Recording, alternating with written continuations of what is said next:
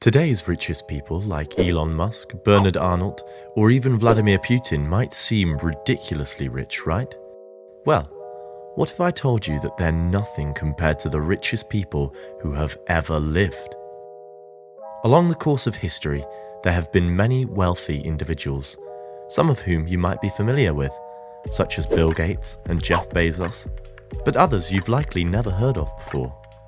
And often the ones you don't know about are the ones who have amassed the largest fortune. Take Henry Ford, for example, a self-made billionaire and one of the wealthiest individuals in the history of mankind. His net worth was estimated at around $200 billion, adjusted for inflation. Henry came from humble beginnings and made his way up to success through hard work and determination. He was born on a farm in rural Michigan and had little formal education, but he was always fascinated by machinery and technology. In 1903, he founded the Ford Motor Company, which quickly became a leader in the automotive industry. Henry is perhaps best known for developing the assembly line, which revolutionized the way cars were manufactured and made them far more affordable. His innovative business strategies and leadership helped make the Ford Motor Company one of the best successful and influential companies in history, making him one of the first centibillionaires ever. Another good example is Andrew Carnegie, with a net worth estimated at around $310 billion. Just like Ford, Andrew went from zero to hero. Born in Scotland, he immigrated to the United States with his family when he was a teenager. As a young man, he worked a variety of odd jobs. Then, in the 1870s, he began investing in the steel industry and eventually built his own steel company, Carnegie Steel. Under his leadership, Carnegie Steel, that today has become US Steel, turned into the largest and most profitable steel company in the world, as well as the first billionaire corporation in the world.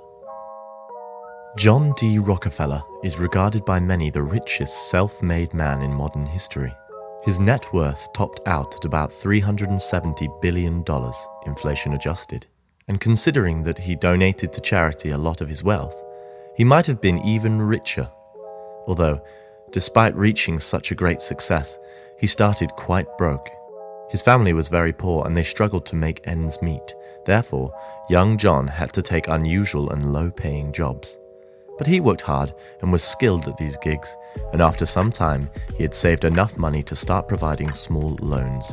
At the age of 15, he finally had the chance to attend school. Less than a year later, though, he dropped out to get his first real work, bookkeeping. He would earn just $14 a day, and even after 2 years of dedication and devotion, his managers still refused to give him a raise. He subsequently decided to quit this job to start his own business.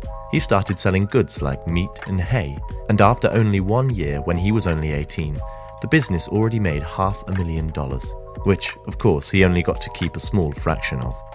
Then, in 1859, the first American oil well was discovered. While everybody was rushing there hoping to get rich drilling, he knew that the biggest profit would come from refining.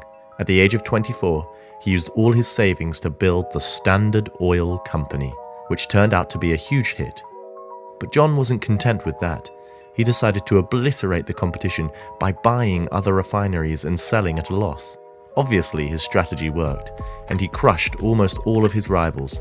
By 1880, he owned 20,000 oil wells. He had over 100,000 employees and refined more than 90% of the whole country's oil. However, sadly in 1911, after John tried to monopolize even the railroad industry, the government eventually split Standard Oil into 34 smaller companies. Anyway, he kept his shares in all of these societies, some of which would later merge together, and some of them are still around today, meaning he died as the richest businessman ever. But we are just scratching the surface. In order to find richer people, we have to go back in time even further, centuries ago. Just a quick disclaimer, before we jump into these rulers' wealth, the further in the past we go, the harder it is to define someone's net worth. This is because, of course, the further in history we go, the less certain some information can get. Also, When we start talking about owning nations and people, it gets quite tricky to establish what wealth really is. With that in mind, we can now talk about Jacob Fugger, known as Jacob the Rich. Alive in the 1400s, he had a net worth of about $400 billion, mainly thanks to his parents' trading business, his mining operations and loans that he offered.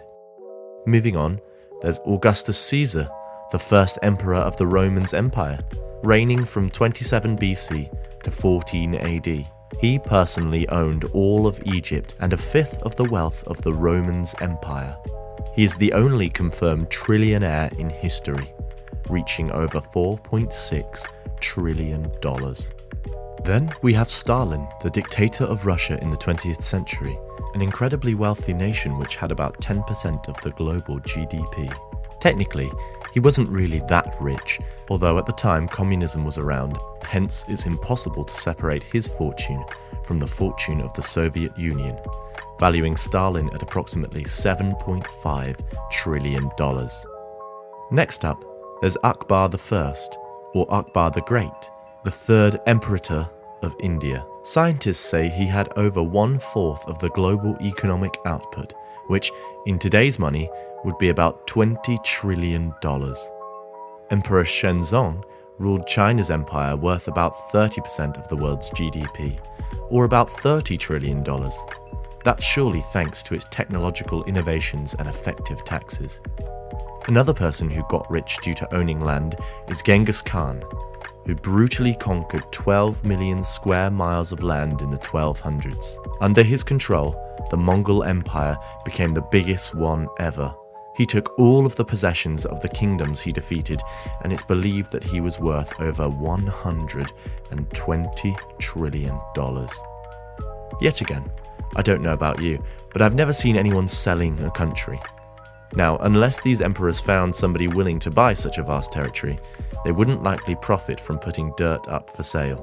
So, has there never been someone richer than Rockefeller who actually had solid cash?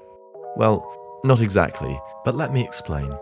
Mansa Musa, aka Sultan Musa, was the 9th ruler of the Mali Empire in the 13th century.